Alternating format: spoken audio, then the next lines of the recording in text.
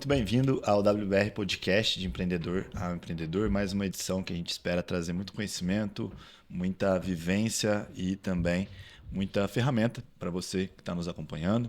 Hoje a gente vai trazer um tema diferente, um tema super interessante, muito atual, que é o tema político e também a utilização da inteligência artificial. Está comigo aqui o Luciano, meu sócio.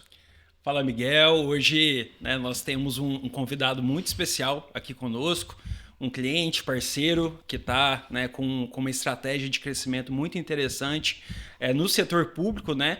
Mas esse ano eleitoral, os nossos clientes, parceiros também devem estar um pouco ansiosos para saber como que vão ser os cenários.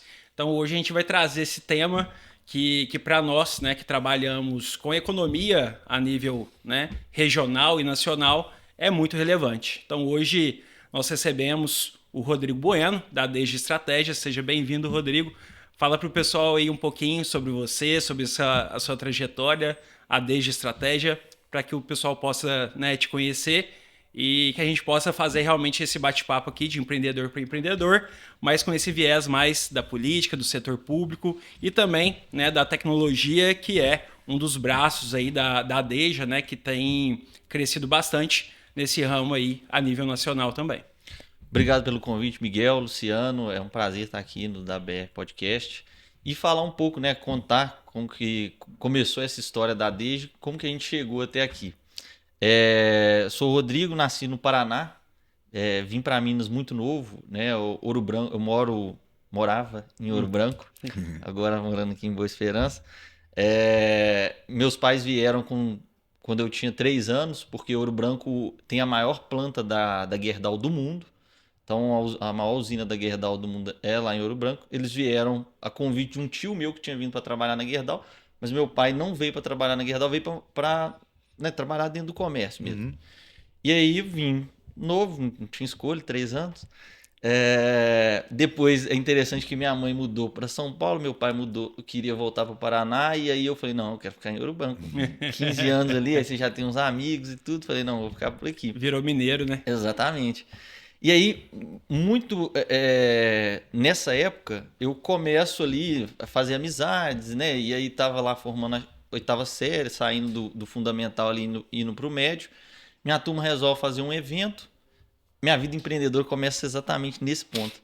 Minha turma resolve fazer um evento e eles falam, tá, mas a gente não tem experiência, quem vai tocar isso aqui? Eu falei, não, beleza, eu tomo frente aí, nós vamos dividindo. A gente juntou um grupo de 5 amigos e aí começou, um é responsável pela venda de ingressos, o outro é responsável por isso aqui. Eu vou ficar responsável pela comunicação do evento. E aí a gente começa nisso, sem planilha, não tinha planilha de custos. Você me perguntar quanto a gente gastou nessa primeira festa, não sei. Eu sei que sobrou dinheiro, a gente pagou todo mundo, sobrou um dinheiro ali e a gente começou com evento. Então, comecei dentro de evento, mas um pouco segmentado na parte de comunicação. E aí a gente foi crescendo, a empresa, digamos assim, não era organizada. Aí até que a gente faz alguns eventos maiores e tudo. Mas isso era adolescente ainda? 15 anos. 15 anos. Aí era muito engraçado pelo seguinte, ia contratar um artista, e aí menino lá de 15 anos, na MSN, mandando mensagem pro cara, eu queria contratar o fulano, tal, e ele, beleza, fazer o contrato aqui. Aí ia fazer o contrato, tinha que fazer o contrato no nome de um tio, faz no nome de um tio. Foi o que emprestou dinheiro pra gente fazer a primeira festa. E aí fazia o contrato no nome dele, o cara fala assim, mas tá chegando o contrato aqui, seu nome é Rodrigo, tá chegando outro nome aqui, que eu falo, não, tem 15 anos, pô. Não tem como. Aí no começo eles desconfiavam, mas aí beleza, a gente foi ganhando confiança. E aí isso é muito interessante, porque quando eu tinha ali uns 17, a gente já tava fazendo, e eram eventos pequenos, 300 pessoas, 500 pessoas, o que deu. É relevante.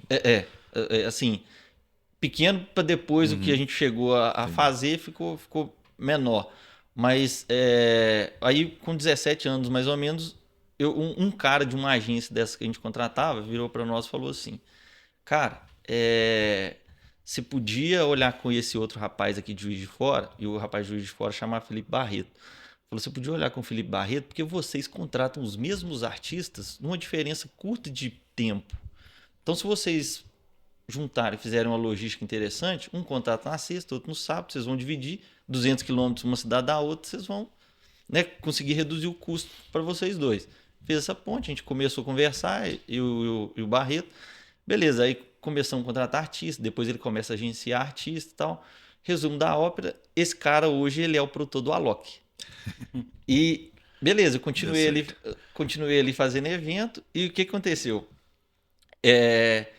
Eu, no ensino médio, todos os meus amigos começaram a fazer curso técnico. E aí eu falei assim, pô, não é possível que a minha turma inteira tá fazendo curso técnico e só eu que não, eles estão todos errados, só eu certo.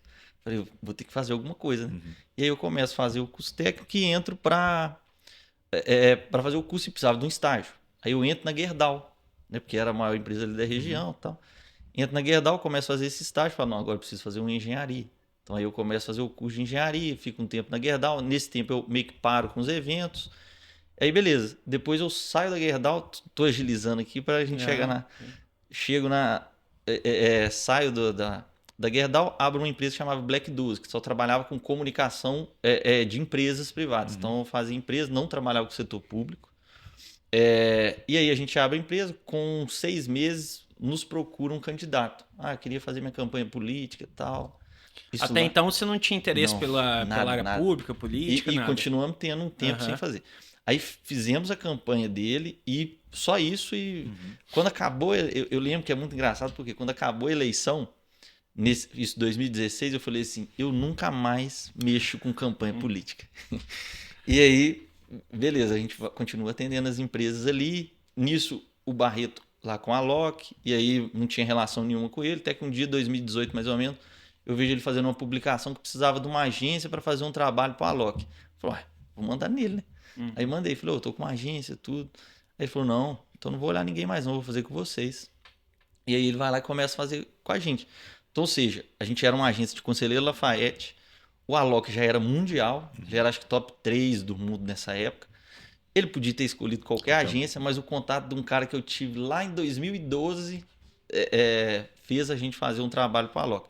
Depois o Barreto ele abre uma das maiores agências hoje do Brasil de agenciamento de artistas. Então, por exemplo, hoje o Alok, Dub Dogs, Kush, todos os artistas de música eletrônica são clientes dele, de hip hop, né?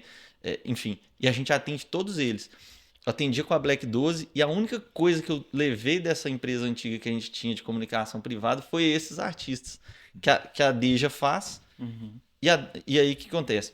Eu saio da Black 12, aí 2020 eu faço a campanha desse mesmo prefeito na mesma cidade, ele vence e aí ele me convida para fazer parte do governo. E aí é interessante que a Black 12 estava no nosso auge, assim. A gente estava com quase 100 clientes, vários clientes muito grandes, regionalmente muito respeitada, né? A gente já estava com sede em Belo Horizonte, sede em São Paulo. E aí eu falei assim, não quero mexer com política não, só fiz essa campanha aí e tudo. E a minha mãe fala comigo, fala assim, não, é engraçado, você vai nos lugares, dá palestra, fala que não precisa sair da cidade para você construir um negócio grande e tudo. E aí na hora que te chamam para você ajudar o cara que está começando lá, você não quer? Você não vai entrar para a prefeitura? Porque prefeitura é onde mais impacta, né, assim, diretamente a população dentro de uma cidade. Então, quando ela falou isso, eu falei assim, não, beleza, vou ficar lá uns 6 meses para falar que eu não fui e depois eu saio, continuo aqui. Eu entro, fico 1 ano e meio, aí eu saio da Black 12, continuo na prefeitura. Depois de 6 meses eu falo assim, pô, tudo que eu tô fazendo aqui eu posso fazer para várias outras prefeituras. E aí que surge a Deja. Isso foi em que ano? Isso aí foi 2022. 22. Aí a Deja, ela é basicamente digamos assim, uma linha de cada uma das coisas que eu fiz ao longo da vida, conectadas num projeto que atende 100% o setor público. Então, o nosso foco hoje são basicamente 2 frentes. A parte de tecnologia, que a gente entrega para os municípios, né? Um aplicativo para a população ter o contato, um sistema interno ali para gestão de gabinete, né? Para algumas informações. A parte de IA, que hoje está muito em alta e as prefeituras... historicamente o setor público ele vem sempre atrás do setor privado. Sim. Então a gente está tentando levar essa cultura, né, de modernidade para dentro do setor público, principalmente essa parte de IA e a parte de comunicação que eu diria que não é o nosso carro-chefe, que é muito mais essa parte de back-office ali dentro da prefeitura, mas que a parte de comunicação é o que nos dá mais visibilidade e por onde a Deja mais fica conhecida. Aí aí a Deja com 2 anos, 2024, nós fizemos 10 campanhas, 8 prefeitos, 2 vereadores, ganhamos todas, muito baseado em dados, no que a gente entende que acontece no município para transformar isso em narrativa na ponta de comunicação. Que legal. E só na base da conversa, a comunicação também surgiu meio que, não vou falar do nada, mas também não é algo relacionado a evento, que foi o que você trabalhou, e nem com o seu curso de engenharia, né? Não, é engraçado. Nos eventos, até que eu ficava muito responsável pela mídia. E aí, quando eu vou fazer quando a gente vai criar a Black 12, eu tinha 2 sócios, a nossa ideia foi assim, lá em 2015, né, a rede social, o Instagram estava meio que começando, era muito forte o Facebook. Então o Instagram estava começando ali algumas coisas, tanto não tinha nem vídeo. E eu lembro quando o Instagram atualizou, não, agora pode vídeo. A gente tem que fazer uma operação louca dentro da empresa, contratar gente que sabia editar, porque o negócio era só arte ali, estática, e as coisas foram mudando muito rápido. E agora está mudando mais rápido ainda. Então, ao longo do tempo, eu fui meio que migrando para essa parte de marketing, meio que foi natural. E na Black 12 eu tinha um sócio que era mais criativo, e eu sempre fui mais a parte de dados, por exemplo, tráfego, como que a gente vai fazer para impactar aqui. Então eu gosto de dizer que eu sempre fui a distribuição. O criativo sempre tinha uma outra cabeça, eu fui mais a distribuição. Na Deja já é um pouco diferente, porque quando a gente começou, eu tinha que fazer a base das campanhas ali.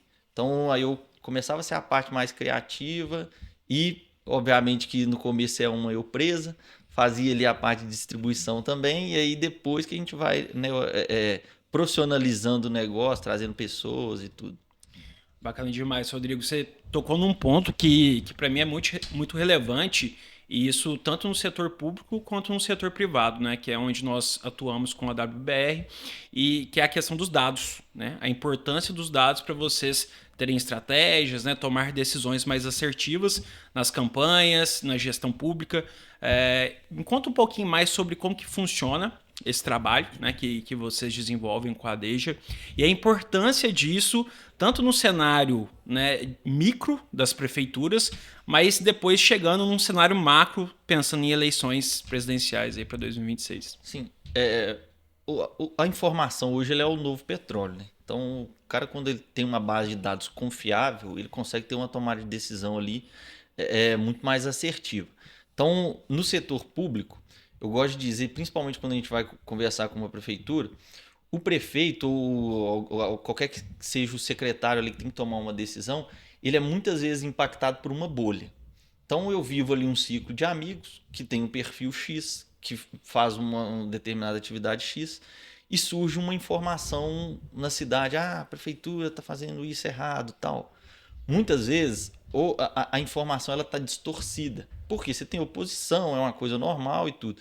O prefeito e os gestores ele tomam uma decisão baseada numa bolha, que é 5%, se for muito é 5% da população de uma cidade. São os famosos boatos, né? Que Exatamente. Vão surgindo ali. Então o cara toma uma decisão e erra, e depois ele tem que vir consertando o que foi feito. Então, qual que foi o princípio de ideia da Deja? No começo, a minha ideia era fazer um trabalho que eu atendesse a parte de comunicação dentro das prefeituras, mas que para eu fazer a comunicação de uma forma muito mais assertiva, eu precisava ter dados, que foi muito do que a gente fez em Ouro Branco. Eu preciso entender o cenário da cidade para saber se, beleza, a pessoa quer a praça X ou ela quer essa outra coisa aqui. Porque o recurso é finito dentro de uma prefeitura. Muita gente acha que a prefeitura tem muito dinheiro, mas para atender uma cidade não tem. Da cidade como um todo. Então, o prefeito tem que ser esperto de conseguir fazer poucas coisas, mas que sejam boas coisas. Então, a informação ela é fundamental. Então, olha que interessante o que a gente fez. Na pandemia em Ouro Branco, eu entrei em 2021. Um caos que era, porque é o seguinte, a prefeitura tinha que fechar o comércio porque o governo federal mandava, e o comércio queria ficar aberto porque o cara ia quebrar a empresa dele se ele ficasse fechado. Então, era movimentação na frente da prefeitura, comércio reclamando, tudo. O que a gente fez lá em Ouro Branco? A gente criou um projeto que chamava Avanço Ouro Branco. Como que funcionava? A prefeitura viu que ela tinha de recurso. Lá na época era 500 mil que a prefeitura tinha. Então a prefeitura falou, eu tenho 500 mil aqui que eu poderia ajudar o comércio local. Mas beleza, mas 500 mil dentro de um volume é pouco. Cada um ia ganhar ali R$1.000. Pô, o que isso vai mudar lá pro cara que tem 20 funcionários, 10 funcionários, né? Que tiver um, já não ajuda tanto assim. Então, o que a gente fez? Beleza. Vamos criar aqui o Avanço Ouro Branco, que vai ser o seguinte: a prefeitura vai pegar esses R$500 mil, nós vamos criar um portal onde todo o comércio da cidade vai lá, vai cadastrar seus produtos, a população vai poder comprar dentro do dentro desse portal, né, desse marketplace da cidade, ao invés de comprar, ao invés de eu comprar no Magazine Luiza, pô, vou ajudar o meu vizinho aqui que tem uma loja de eletrônico. Então, beleza. E aí o que a prefeitura fazia? Eu, como munícipe da cidade, eu pagava 50% do valor e a prefeitura ia lá e inteirava com os outros 50%. E aí o que a gente fez? A gente deu uma movimentada no comércio. Quando a gente deu uma movimentada no comércio, o cara que estava comprando estava ganhando desconto, o cara empreendedor estava vendendo, estava ficando bom para todo mundo. E aí você começa a movimentar o dinheiro dentro da cidade. E aí esses 500 mil, eles foram crescendo ali, porque aí as empresas começaram a pagar mais imposto, que era tudo ali dentro do sistema que a própria prefeitura criou. Mas como que a gente fez isso? Com dado. A gente levantou. Você é empreendedor? Responde esse formulário aqui da prefeitura para a gente saber como que está a sua operação hoje, quantos funcionários, qual que foi a queda de vendas que você teve por conta desses fechamentos que a prefeitura tem que fazer e tudo. Então o cara respondia isso para depois ele... Você tem um diagnóstico ali, né? Para a gente poder entender o que a gente vai fazer. Beleza. Isso é um ponto dentro do dado, que é interessante. Agora eu vou te dar outro exemplo, levando para a esfera do governo federal. O governo federal tem um projeto que chama Minha Casa Minha Vida. E aí, vocês imaginam que 5.570 prefeituras vão no governo federal para pedir o Minha Casa Minha Vida. Então, o que o governo federal faz? Qual a prefeitura mais preparada hoje para eu aportar o Minha Casa Minha Vida nessa cidade? O que a gente fez até em Ouro Branco mesmo, agora já nessa gestão atual? Nós criamos um formulário lá que a população respondia falando: minha casa é alugada, qual minha renda, meu trabalho fica onde? Ela respondia um questionário, se não me engano, 15 perguntas, para que a prefeitura tivesse um norte de dados, para que quando a prefeitura de Ouro Branco fosse no governo federal pedir o Minha Casa Minha Vida, o governo federal ia falar assim: beleza, todo mundo vem aqui pedir, qual que é a diferença sua para outra prefeitura? Ela falava aqui, tem 4.000 respostas de pessoas da cidade falando isso e isso, 50% da minha população mora de aluguel, eu preciso da Minha Casa Minha Vida, baixa renda aqui. Então, eles vão contestar o quê? Pô, o cara trouxe a informação com dados ali, baseado em dados. Então, a informação, quando uma prefeitura consegue fazer isso, ela tem uma assertividade muito maior e eu gosto de dizer para os prefeitos, são nossos clientes, vocês vão dormir tranquilos. Porque você não vai estar fazendo uma coisa porque eu acho ou porque o fulano acha. Você vai estar fazendo uma coisa que você tem dados para provar o que... Certo. E, Rodrigo, no começo você falou algo interessante. A informação é boa quando a base de dados é boa, certo? Para você conseguir uma base de dados boa, para virar informação, para que realmente você possa tomar algumas decisões em cima disso, talvez você precise de vários dados diferentes, de diferentes esferas, para construir realmente um bolo ali que vai fazer sentido repartir as informações depois. Como que forma essas informações? Como que gera informações confiáveis? É mais por questão, por meio de questionários, igual você está citando aqui? Quais são as outras ferramentas que vocês utilizam para montar essas informações, deixar disponível para a prefeitura, junto com vocês, tomar boas decisões? Normalmente, o que acontece? A prefeitura ela tem uma infinidade de dados. Se for hoje qualquer prefeitura que tem 1 milhão de habitantes, que tem 1.000, eles vão ter informações. O grande problema é que é tudo picado. A saúde tem lá os formulários que ela usa, a educação vai ter os formulários que ela usa, o desenvolvimento econômico vai ter outro tipo de informação. Então, o princípio do que a gente começou a fazer vamos integrar isso tudo. Então, a gente começou compilar tudo de uma forma para fazer uma integração. Como que a gente faz isso? Primeiro, processo. Você cria um sistema, no caso a gente lança um aplicativo para a cidade, que tudo pode ser feito pelo aplicativo. Então, o segredo para a prefeitura é colocar o máximo de coisa possível dentro do aplicativo. Para quê? Vou matricular meu filho na escola? Vou matricular pelo aplicativo. Quero tirar o ingresso de um evento? Vou tirar pelo aplicativo. Então, o cara vai gerando toda a informação ali. Para quê? Para que a prefeitura saiba quem é essa pessoa e o que ela precisa da prefeitura. O comportamento dela. Exatamente. Para que a prefeitura consiga, de fato, atender aquela pessoa. Mas aí, vamos supor, a prefeitura falou, eu não quero sistema nenhum, eu quero só a comunicação. Beleza, a gente vai tentar compilar isso tudo, né, em um sistema único interno, para que a gente fale para ele, você tem uma cidade que é X% matricula o filho, quer matricular nessa escola, usam esse posto de saúde, fazer esse tipo de atividade aqui no final de semana, para quê? Para que o cara consiga criar, inclusive, programas para a cidade para atender ali, de fato, o que precisa ser feito. Então, eu diria que, de um certo modo, é muito mais organização. Entendi. Do que, de fato, ser... tem que criar alguma coisa diferente. Não, é organizar o que já existe e dar um padrão novo para como aquilo vai ser feito a partir dali, sabe? Certo. E esse marketing, no caso, como estruturar essa campanha para alguém que está se candidatando, no caso, sem ter essas informações da cidade? Ou você já tem acesso às informações da cidade? Isso é interessante. Eu vou te dar o exemplo de Conselheiro Lafayette. A gente não atendia a prefeitura na campanha de 2024 e a gente conseguiu ter informação. Como? IBGE, primeira coisa. O maior erro de candidatos, inclusive, quando os caras vão fazer a campanha, é que o cara, no achismo, junta lá 10 amigos, vamos fazer isso, beleza, começa a fazer, mas não é isso que a população quer. Uhum. Então, o que a gente fez? Vamos pegar o IBGE, vamos fazer pesquisa para bater com o IBGE. Por quê? Aí eu tenho os dados macro da cidade, do IBGE, depois eu faço uma pesquisa ali por amostragem menor, obviamente, e eu entendo, não, realmente, nesse bairro aqui X o problema é esse, nesse outro o problema é esse. No IBGE me diz que esse bairro tem mais mulheres, nesse outro aqui a renda é tal. Então, primeiro a gente entende o terreno, né, para depois eu criar uma estratégia. Então, qual que foi o norte, inclusive em Conselheiro Lafayette? A gente entendeu que a cidade queria mudança. E o candidato que a gente fez, ele era um cara, nunca tinha histórico político. Então, ele era o reflexo da mudança. Sim.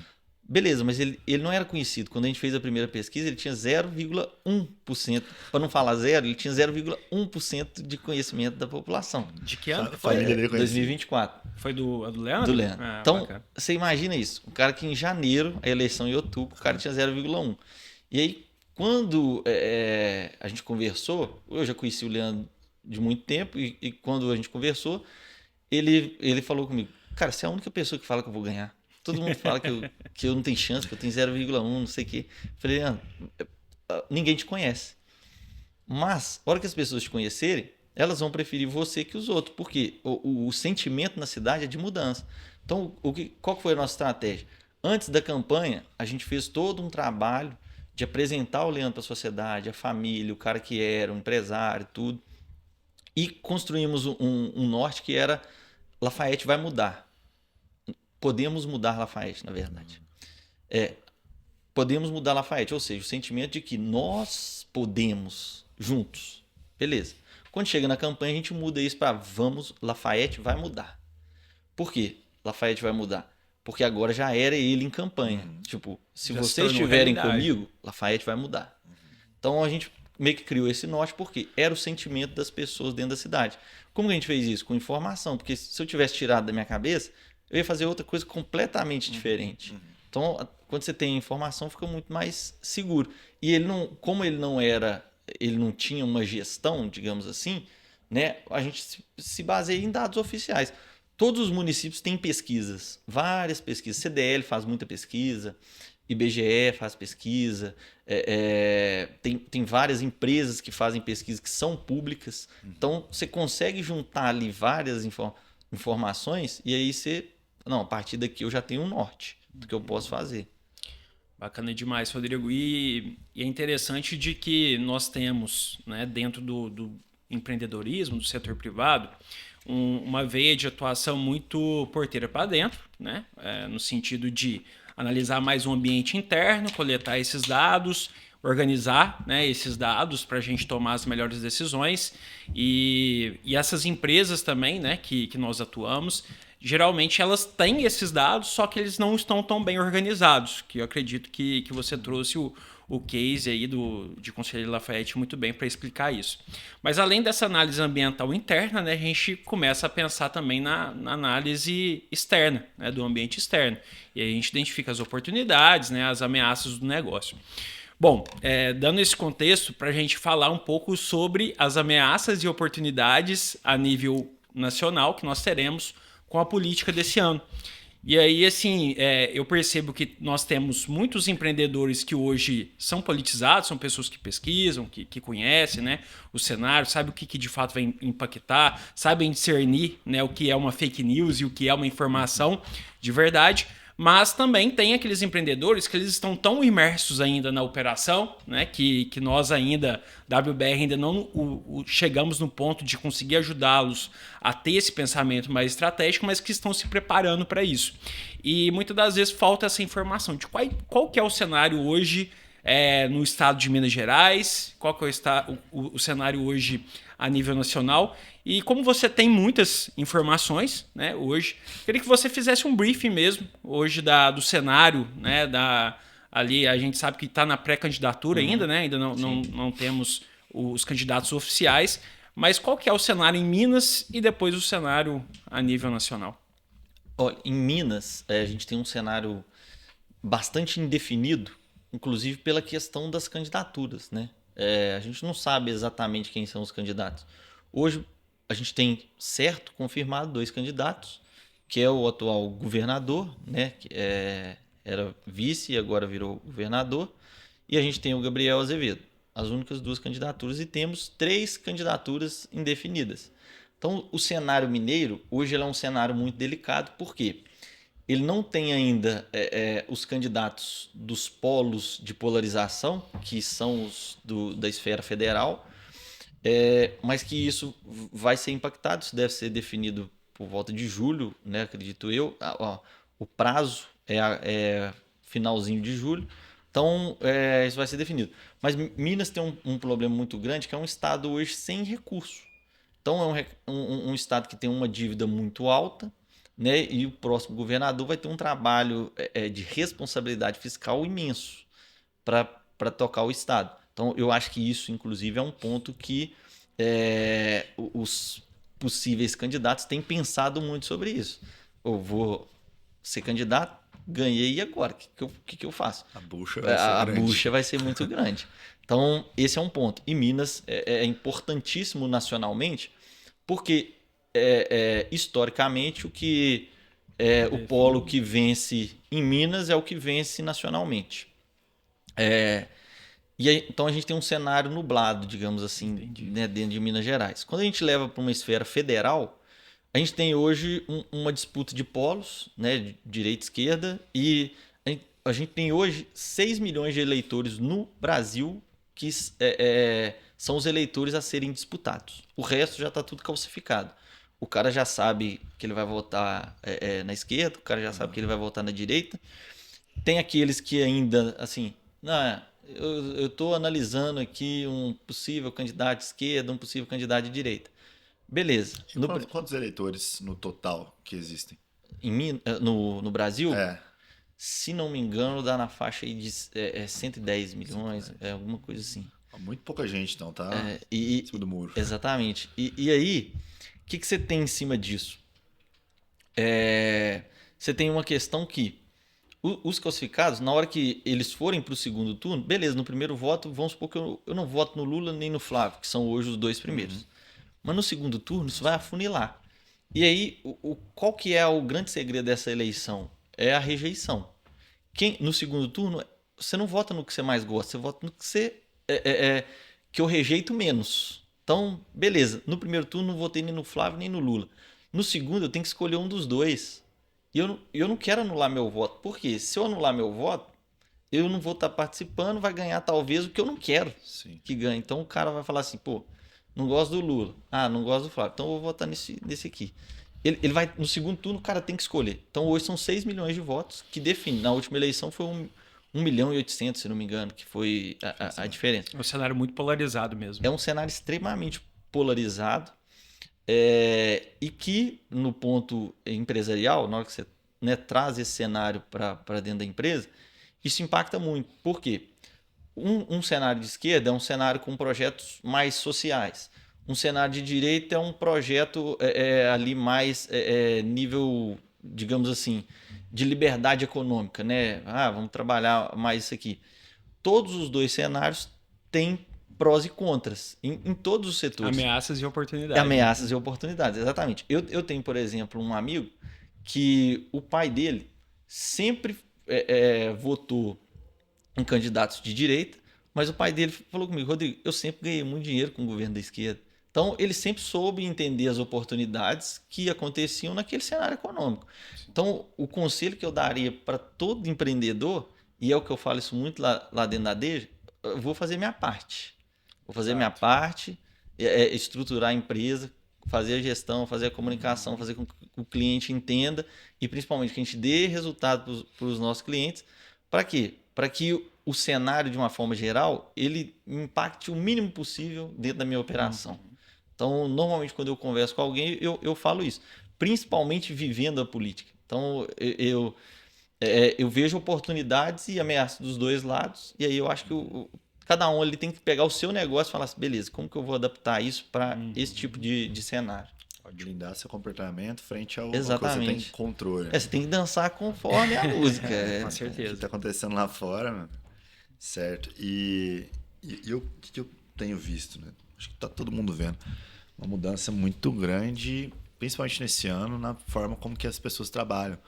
Com o advento da inteligência artificial, com tudo que a gente está vendo de evolução, coisas que às vezes a gente até assusta, né? A gente nem imagina que dá para fazer quando vê tá feito na tua frente.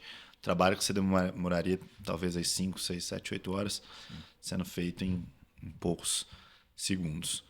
E isso está mudando muito as empresas, e eu acredito que deve mudar muito também o setor político e o jogo da própria eleição.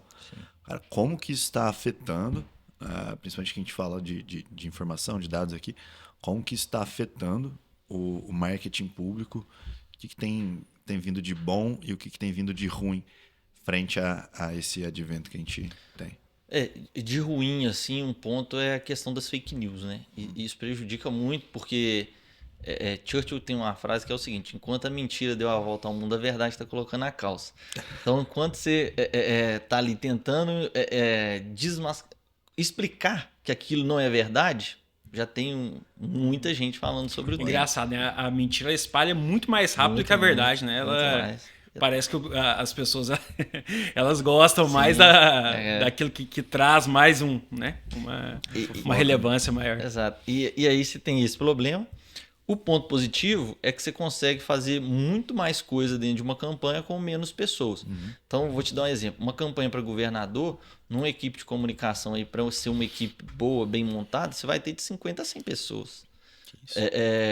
E aí, com a IA, você consegue otimizar isso um pouco, ganhar agilidade em alguns processos, tudo. Por exemplo, já tem IAs agora que cortam o vídeo. Então, o candidato veio aqui, participou de um podcast, corta isso aqui para mim 10 né, partes aí. Então, beleza. Você tem essas novidades que vão dando agilidade dentro do processo, auxiliando na análise de dados, que é fundamental. Então, você consegue analisar os dados, inclusive, muito mais rápido. Né? Você tem informações ali muito mais rápido. Na eleição de 2022, por exemplo, não tinha nada. Como que eu vou criar aqui um exemplo? Vou criar um CRM para receber todos os leads do deputado X, do governador X aqui. O cara quer ver o plano de governo, vai clicar aqui, vai deixar os dados e tal. Beleza, você tinha que ir lá, um programador, faz o site e tal. Aí você vai lá no qualquer IA e fala: cria um CRM para mim, para esse candidato, tal, vai receber os leads, separa as informações, precisa que tenha essas questões no formulário. Beleza, com 5 minutos ele te entrega pronto ali. Então, essa agilidade ela é muito boa, né? Você vai criando muitas coisas. E aí a gente tem um ponto também que é o seguinte: é, as pessoas elas estão, inclusive, criando muitas coisas e muitas coisas elas não estão usando. Então, Inúteis, né? exatamente. Então, o cara, nossa, eu posso criar uma página que vai ter isso, tal, tal, tal. Beleza, o cara cria. Mas qual a usabilidade utilidade, né? disso, né? Como que vai ser utilizado isso? Qual que é o resultado que isso vai trazer também, né? E, e isso é interessante porque muita gente sabe que a Deja só faz negócio com o setor público. Então, meu negócio é atender ali prefeitura, câmara, instituição, autarquia, enfim. E aí eu tenho um monte de amigo que fala assim, cara, pensei nesse produto aqui. Aí o cara já me manda um link com o produto pronto, digamos assim. Aí eu falo assim, pô, mas isso aqui lá dentro da prefeitura não tem Não nada a ver, funciona, né? não vai funcionar, sabe? Então, tem esse lado positivo de você ganhar agilidade, mas tem um lado também que as pessoas estão criando muitas coisas inúteis, diria. Porque não vão ter usabilidade. E aí acabam também. O tempo que elas estariam ganhando, às vezes elas perdem ali criando coisas que não servem. Sim, sim. Eu acredito que assim, nada é mais inútil do que fazer bem feito aquilo que nem deveria estar sendo feito, né? Exatamente. E a gente vê muito, muito isso acontecendo. E até uma lição também que a gente traz para o mundo dos negócios, né? Uhum. A IA está aí, a inteligência artificial vem para nos ajudar, né? Eu até brinquei sobre isso nessa semana de que a IA está aí para a gente executar menos e pensar mais. Então, aquilo que é rotineiro, é operacional, você transfere para a tecnologia te auxiliar para que você possa pensar mais, né, ser mais analítico e tomar melhores decisões. Mas até nesse sentido de pensar, ter esses filtros, né, é muito importante. E acredito que até interpretar também aquilo que a IA está te entregando também é fundamental, né? E foi interessante que a gente entrou nesse assunto, porque hoje, pensando no presente e futuro da Deja, está relacionado com tecnologia, né? Está relacionado com a inteligência artificial. E aí eu queria que você falasse um pouco desse cenário também, né? Quais são os próximos passos? Eu tenho percebido de que, da mesma forma como a gente teve uma revolução na época da internet, eu acredito que a IA vem para ter uma nova revolução que já está em andamento, né? Então, fala um pouquinho para nós sobre esse cenário também, que é Sim. muito relevante. Eu entendo, né, num escopo geral assim de comunicação, tecnologia, que a distribuição ela vence a criatividade. E como que eu gosto de explicar isso? Eu fui passando em várias prefeituras, eu converso com prefeitos, pessoas de dentro de prefeitura o dia inteiro. Então, o que a gente foi percebendo? Pô, tá todo mundo usando IA ali. O cara tá usando, tem o cara da comunicação que tá usando o ChatGPT, tem outro que tá usando o Cloud, tem outro que tá usando outro IA e tudo. E não é problema nenhum, inclusive, se é um benefício o setor público começar a se modernizar. Mas o que a gente percebeu? As pessoas estavam usando de forma desordenada e muitas vezes perigosa. Por quê? Imagina o seguinte, eu sou um cara que trabalha no setor de licitação da prefeitura. Eu vou lá e faço todo o processo de licitação dentro de um chat GPT, por exemplo. E aí eu gosto de dar um exemplo de um analista da Vale que subiu os dados da Vale no chat GPT de um balanço que a Vale ia publicar 10 dias depois. O cara subiu esse balanço, uma pessoa que queria comprar a ação da Vale no chat GPT perguntou algumas coisas e o chat GPT entregou exatamente o balanço que o cara tinha colocado. Então, a informação foi vazada. Por quê? Não tinha um servidor, não tinha uma segurança, não tinha um controle da informação da melhor forma possível. Então, qual que foi a ideia nossa? Eu não vou criar nada novo. Eu vou fazer o que todas as grandes empresas estão fazendo hoje, os bancos. Eu vou criar uma IA fechada para cada uma das prefeituras que são nossos clientes. Então, a gente, quando uma prefeitura nos contrata, a gente vai e faz a IA fechada para essa prefeitura por setores. Então eu crio a IA da licitação, eu crio a IA da comunicação, eu crio a IA do planejamento. E aí você pensa o seguinte, o cara que está lá na fazenda da prefeitura, o secretário de fazenda, ele fala assim, queria saber se dentro da lei de zoneamento da cidade, nesse bairro X, o fulano que veio aqui pediu alvará, se ele pode construir um prédio de 10 andares. Qual que seria o procedimento normal? Ele pegar esse PDF, subir dentro de uma IA lá, ou ele pegar e ler e entender isso. No que a gente está criando para as prefeituras, o cara já vai ter todas as informações dessa prefeitura lá dentro. E aí ele não tem o risco que acontece muitas vezes, que é o da IA alucinar, né? Que é o que a gente fala. Buscou um dado lá que não tem nada a ver, criou uma lei, criou um projeto. Não. A lei de licitação é a 14133. Então, aí a da licitação ela vai buscar essa lei. Então, aí voltando nesse exemplo do cara vai construir o prédio, ele vai chegar lá e vai perguntar assim, o cara de dentro da prefeitura, ele pode construir um prédio de 10 andares no bairro X? Vai falar, não, de acordo com a lei aqui de zoneamento do município, não pode por causa disso. O cara não vai precisar ler a lei inteira. Procurar diferentes fontes. Procurar diferentes fontes e muitas vezes ele não tem isso de forma prática, digital. Então a gente já cria todo esse escopo. Eu quero saber qual lei que foi votada na Câmara essa semana. Beleza, o cara já vai ter isso ali de uma forma muito mais prática. Um outro exemplo, a gente foi apresentar para uma prefeitura, o cara falou, mas às vezes a lei de licitação atualiza uma portaria, um decreto novo. Beleza, a gente coloca aqui para o sistema todo dia de madrugada, fazer uma varredura lá dentro do portal do governo federal, em cima da lei de licitação, porque é um link só. Se atualizou alguma coisa, se atualizou, no outro dia de manhã aqui você já tem o sistema 100% atualizado. Então, qual que foi a nossa ideia? Eu não preciso fazer uma IA absurda que vai revolucionar e mudar vários processos dentro da prefeitura, até porque a gente tem um problema cultural dentro de prefeitura, que é às vezes o cara que está lá há 20 anos, ele fala assim, eu faço isso aqui desse mesmo jeito, por que agora eu vou mudar? Então, quando você cria um processo que vai dar o mínimo de, não digo nem esforço, mas assim, o mínimo de impacto dentro da rotina dele, cara, você vai ter no seu celular, no WhatsApp, um assistente que você vai perguntar do seu trabalho, ele vai te responder. Sou da comunicação, quero fazer um vídeo. O prefeito acabou de sair da obra, manda um áudio. O prefeito acabou de sair da obra aqui, nós vamos inaugurar ela daqui 10 dias, tal. Quero fazer um roteiro de vídeo. Chegou o roteiro no WhatsApp do cara. Então, a nossa ideia foi, nós vamos criar o DGA justamente para facilitar para as prefeituras, levar essa tecnologia, mas o principal, ter a segurança da informação do que está acontecendo ali dentro daquele processo. Para que o cara tenha tranquilidade de que eu estou modernizando, eu estou tendo uma agilidade no processo, uma produtividade e isso está seguro. Eu consigo ter uma segurança aqui da informação da prefeitura. É bem interessante essa questão de fazer também sob medida, né? Porque o que é uma solução para uma prefeitura provavelmente não vai ser a mesma solução para outra. Então você utiliza ali os insumos, as ferramentas que você já tem, adapta para a realidade de cada prefeitura e isso acaba gerando um resultado mais assertivo, né? E esse também é o papel que nós temos dentro dos negócios que nós atuamos. Principalmente por atuar com diferentes segmentos, diferentes cidades, regiões, a gente tem que entender o ambiente interno, mas também esse ambiente externo.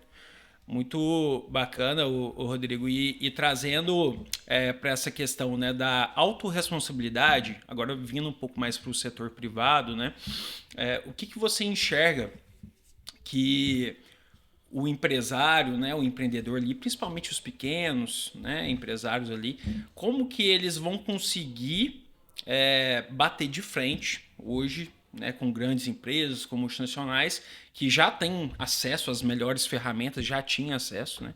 Você acredita que a IA ela vem mais para nivelar esse jogo? Ou você acredita que ela tem a tendência a distanciar mais dentro daquilo que está no controle dessas pequenas e médias empresas? Eu acredito que isso vai muito de acordo com cada negócio.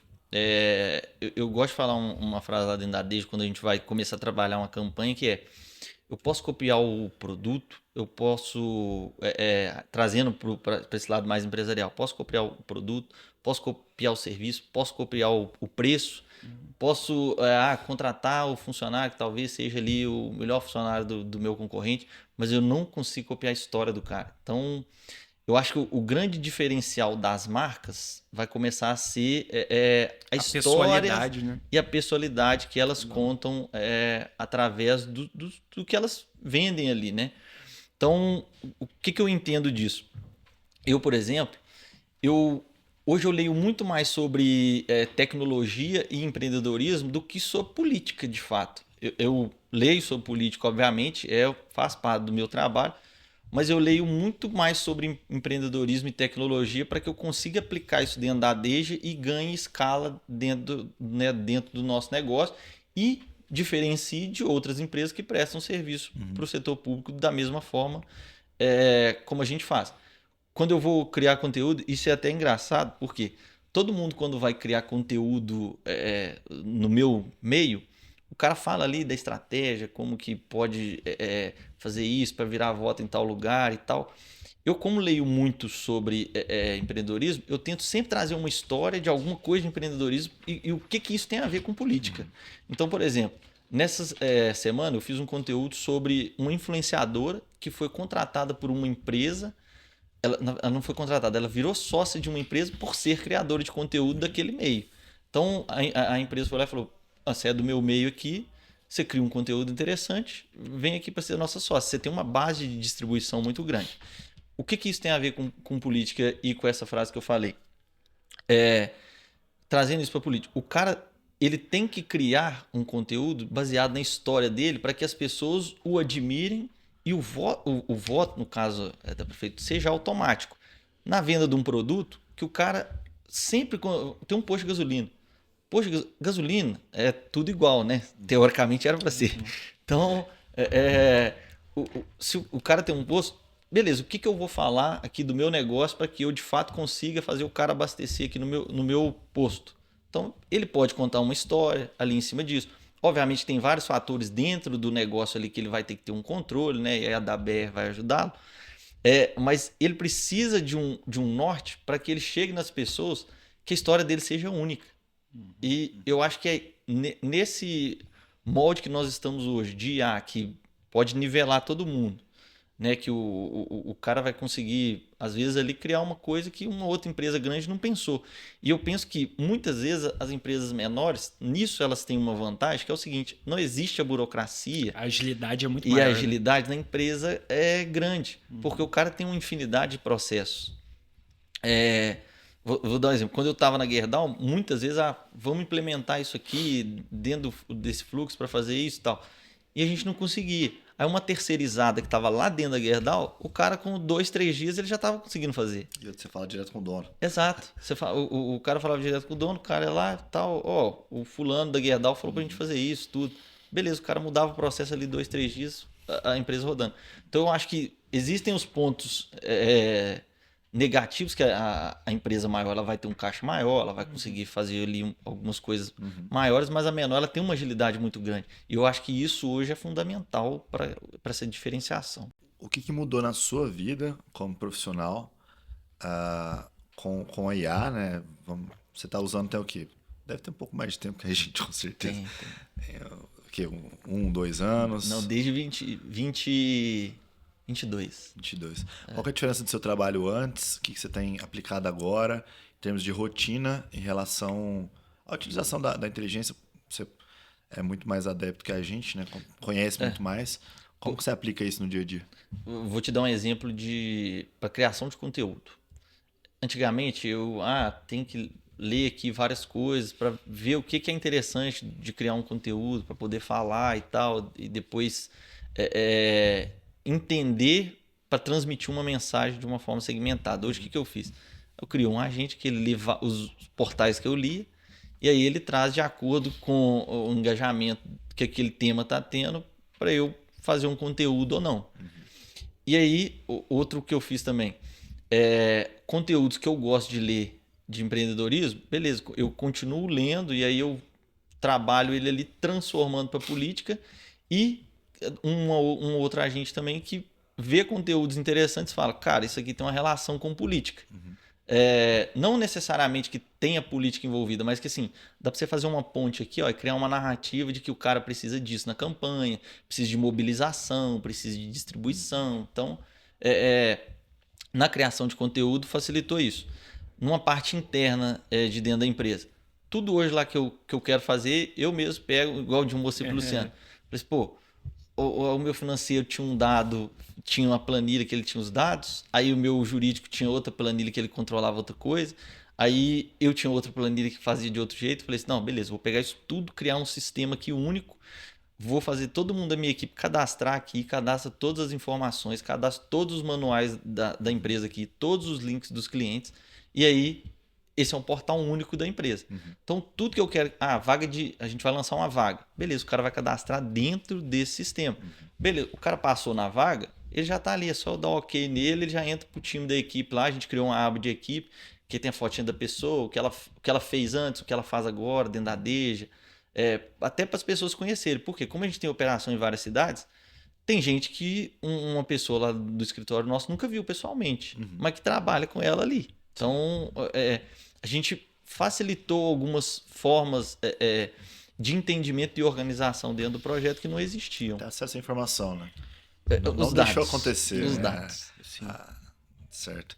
E outra questão mais voltada para o marketing de novo, que você falou sobre distribuição, sobre essa essência de levar a história para frente e conseguir conectar com o público, é outra coisa que eu acredito que seja uma grande dificuldade, porque o nível de atenção das pessoas hoje é muito baixo. Sim. A gente tá sendo exposto a uma quantidade de informações cada vez maior, certo? E você precisa colocar um tema que tem muita gente que gosta, mas tem muita gente que não gosta, que é a própria política dentro do dia a dia dessas pessoas, no celular, mas não pode ser só no celular também, tem que ser na rua. Enfim, qual que é a pauta? Como que você faz as pautas primeiro, né, de branding do próprio candidato, e como que você consegue fazer com que esse cara seja realmente relevante para que eu possa despender um tempo da minha vida para prestar atenção àquela informação que está sendo passada frente a tanta coisa que está acontecendo.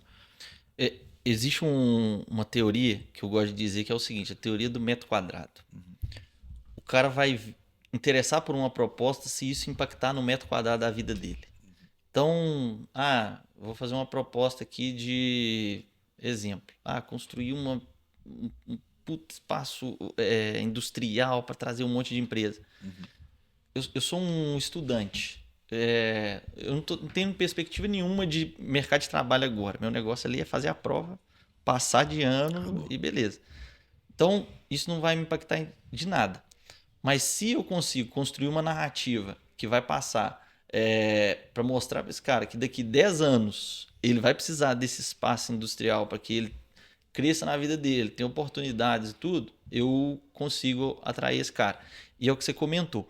Hoje a política, o cara que é candidato, ele concorre com o Neymar, com a Virgínia, com a Copa do Mundo, ele está concorrendo com isso tudo. Então, como que esse cara vai trazer atenção para uma coisa que ninguém quer falar? E, principal, quando as pessoas querem falar, elas querem falar de esquerda e direita nacional. O cara não quer falar da cidade dele. Não quer saber da minha cidade, não. Quer saber quem vai ser o presidente do Brasil. E não é no nível de propostas, é no nível de polarização mesmo. Não é assim, o meu candidato tem que ganhar porque ele tem as melhores propostas. Não, o seu candidato que é ruim. É isso. Então, Pontal dedo. Exatamente. O que a gente tenta fazer, né? Obviamente que a prefeitura, o setor público, numa prefeitura acontecem muitas coisas o tempo inteiro. E o grande segredo disso é saber de todas as coisas que acontecem, o que de fato é importante para a população no macro. Por quê? Para todos os secretários, tudo que eles estão fazendo é importante. Então, você perguntar para o secretário de Agricultura, todas as ações dele são muito importantes. Para o secretário de Desenvolvimento Social, todas as ações são muito importantes. Mas o que de fato eu consigo construir uma história que talvez amarre ali 2, 3 coisas e a população veja valor naquilo. Sim. Então, numa campanha, por exemplo, as propostas elas são ali para 10%, jogando bem alto, tá? Da população. Os outros 90% você tem que amarrar o cara no enredo do metro quadrado da vida dele. Ou mostrando que aquilo, alguma coisa impacta ele de alguma forma, né? Ou que ele futuramente ele vai ter um crescimento ou do negócio ou da carreira, enfim. Ali, se aquele cara vencer, e ele tem que se enxergar naquela pessoa. Eu tenho que ver no candidato o cara que vai me representar para as coisas que eu preciso no meu metro quadrado. Então, eu tento muito fazer isso. Na Deja, a gente tenta muito entender esse cenário para transformar isso em proposta. Obviamente que não tem como você fazer uma campanha inteira só construir narrativa e tudo em cima disso, né? Você precisa apresentar propostas, óbvio. Muitas vezes você tem que rebater coisas que talvez ali vão acontecer ao longo da campanha, e isso é uma coisa normal de toda campanha. Se não tiver isso, é uma campanha assim, é uma campanha alienígena, porque nunca vi. Então, é entender isso tudo e criar uma narrativa para que, de fato, impacte a pessoa e ela fala assim, não, esse cara me representa, esse cara vai resolver a minha vida. Então, é isso. Muito bom, Rodrigo. Infelizmente, estamos chegando ao final, né, do nosso podcast. Tocamos em assuntos muito relevantes, né? Setor público, cenário político, inteligência artificial, aplicação disso em tecnologia. E eu vejo que todos esses temas estão muito relacionados com você, né, empreendedor que está nos assistindo, porque no final das contas é a gente conseguir entender aquilo que está dentro do nosso controle, né? Como que a gente vai tratar as informações que hoje a gente tem ao nosso favor, as ferramentas que a gente tem, mas sempre com um propósito, sempre com um objetivo, sempre filtrando. Você citou uma frase que foi muito interessante, de que hoje o candidato ele tem que fazer poucas coisas, mas coisas boas, né? E nós, como empresários, é assim também, né? Hoje, num turbilhão de oportunidades que a gente tem, de informações que nós temos ao nosso favor, a gente tem que escolher quais são as informações que, de fato, vão impactar o nosso metro quadrado, né? E o metro quadrado do nosso cliente também, né? Então, é muito bacana bater esse papo com você. E para a gente, né, encerrar aqui com chave de ouro, eu gosto de fazer um bate-bola aqui bem rápido, mas que gera umas reflexões interessantes. Pensando no Rodrigo do passado, qual que é a sua maior lição aprendida? Pensando no Rodrigo do presente, qual que é o seu foco atualmente, né? E pensando no Rodrigo e na Deja do futuro, quais são os seus maiores sonhos e objetivos? Só um complemento dessa questão do futuro, a gente sabe que tem novidade muito boa na Deja, tem coisa super nova aí, eu quero que você fale sobre isso também, para a gente poder discutir um pouquinho a respeito, entender o momento e principalmente comemorar. Claro. É interessante você fazer essa pergunta, porque eu digo que a gente sempre tem que estar em movimento, sabe? Então, se eu fosse, né, falar com o Rodrigo do passado, eu falaria, continue em movimento, e pro do futuro a mesma coisa, continue em movimento. Por quê? E esteja sempre começando. Não importa o que eu estou fazendo, eu tenho que ter sempre o mesmo sentimento de que, tipo assim, beleza, isso aqui vai me levar a outro lugar. E eu tenho que sempre olhar para trás e falar assim, eu tô melhorando. Aquele Rodrigo de 6 meses atrás, esse aqui hoje é melhor que ele. E quando do futuro olhar e falar, não, eu sou melhor que aquele ali que estava aos 6 meses anteriores. Então, é exatamente essa mensagem, esteja em movimento e esteja sempre começando. O começando não é tipo, vou fazer uma outra coisa nova. Não, é sempre no que você está fazendo, pensar que você pode conhecer coisas novas, práticas novas e está sempre melhorando. Então, quando vocês dão consultoria para uma empresa, igual, por exemplo, a Deja, vocês pegam num ponto, vão melhorando ali, né, ao longo do tempo. Então, é o cara ter isso como uma rotina da vida dele, da empresa dele. A melhoria contínua, exatamente. Né? E aí, tocando até nessa questão do momento da Deja, né? A gente vendeu uma participação da empresa e o que é interessante é que o mundo ele dá muitas voltas e os caminhos vão se encontrando, que é isso que eu digo, esteja sempre em movimento. O nosso sócio hoje, né, majoritário que entrou, ele foi o meu segundo cliente na Black 12 que eu falei. Então, ele entrou, acreditou no projeto. Ele era para ter sido o primeiro, ele só não foi o primeiro porque uma dupla de amigos nossos lá, de cantor de Conselheiro Lafayette, eles foram obrigados a ser nossos clientes. Para ser o primeiro case, exatamente, né? Foram contratados como clientes. Eles foram contratados como clientes. Então, o Felipe, que hoje faz parte lá da Deja, ele entrou, né, como segundo na época da Black 12. E agora, o que foi interessante foi o seguinte, eu vinha fazendo várias reuniões, eu nunca tive a ideia de vender nenhuma parte da Deja. Na minha cabeça ali, eram eu e a equipe interna, que eles também foram da Black 12. Então, as pessoas que trabalham, as principais cabeças hoje da Deja, são as pessoas que trabalharam comigo lá atrás na outra empresa. Há anos com você. Então, eles entraram muitos como estagiários, aí ficaram um tempo como estagiários, aí ficaram um quadro fixo na Deja, depois eles saíram, abriram outras empresas e voltaram agora para fazer parte desse projeto. Tanto quando eu tive a ideia da Deja, eu chamei todos eles, falei, ó, tô com essa ideia, quero fazer isso, tal. A empresa não tem cliente, não tem dinheiro, eu preciso que vocês confiem que vai dar certo. E aí todos eles, tipo assim, não, beleza. Na hora que você falar que é o momento certo, a gente, né, vamos nos desligando do que a gente está fazendo e cada um entrando. E a gente foi fazendo justamente isso. E aí, o Felipe entra nesse momento que a gente precisa de uma... A Deja está ganhando escala, está crescendo, né? No meio político a gente é muito conhecido. Na parte de tecnologia a gente está começando a crescer agora, ganhar uma escala, mas que a gente precisava de uma atração principalmente de uma parte mais empresarial, né? Que viesse, organizasse a casa, falasse, não, ó, vocês são muito bons nisso aqui e nessa outra parte vocês precisam de realmente um suporte.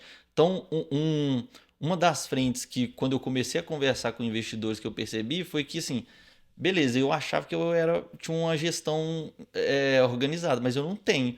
E aí, um desses investidores que eu começo a conversar, ele indicou a da BR, aí a gente começa a fazer um trabalho junto, né? Tem uma organização muito maior. Tanto que, das primeiras conversas que eu tinha, quando era o Rodrigo lá que fazia toda a parte de gestão, para o que de fato está agora, eu tive uma organização muito maior, até para mostrar para o investidor, ó, a estruturação está dessa forma, funciona assim e tudo. Então, essa parte de gestão, né, principalmente do trabalho de vocês, nos ajudou muito nesse momento que a gente está vivendo agora, que é de conseguir ter ali um investidor que acredita no negócio. Beleza, que ele poderia acreditar. Não, eu acredito muito nessa ideia, no projeto. E os números, como que estão? Então, essa organização de gestão ela é fundamental. E a gente viveu isso na prática. E é o que eu digo. Se você me perguntasse há um ano atrás se a empresa estaria organizada como ela está hoje, eu falaria que... Pô, como que eu tocava esse negócio desse jeito? A forma que ela está hoje, muito mais organizada, muito mais trabalhada. E o momento atual é justamente por estar sempre em movimento. Não, eu preciso melhorar nisso, preciso melhorar naquilo. Organizei, agora vou crescer novamente. Exatamente. E depois a gente chega organizando de novo. Exatamente, é isso aí. Muito bom, Rodrigo. Muito obrigado, né, por todos os insights, todos os aprendizados que a gente construiu aqui em conjunto, conhecimento, né, que a gente leva de empreendedor para empreendedor. A Deja tem um presente e futuro brilhante, né? Tenho certeza que você vai alcançar todos os objetivos, vai impactar positivamente a nossa sociedade, que é o que nós buscamos. Então, parabéns aí pela trajetória e que venham aí, né, grandes objetivos e que a gente continue em movimento. Agradeço demais aí pelo convite de vocês e agradeço também pelo trabalho que tem sido feito na Deja, né? É uma honra estar aqui, agora aqui pertinho, Boa Esperança, fácil para vir e sempre que convidado estarei presente. Valeu demais. Perfeito. Muito obrigado. Valeu.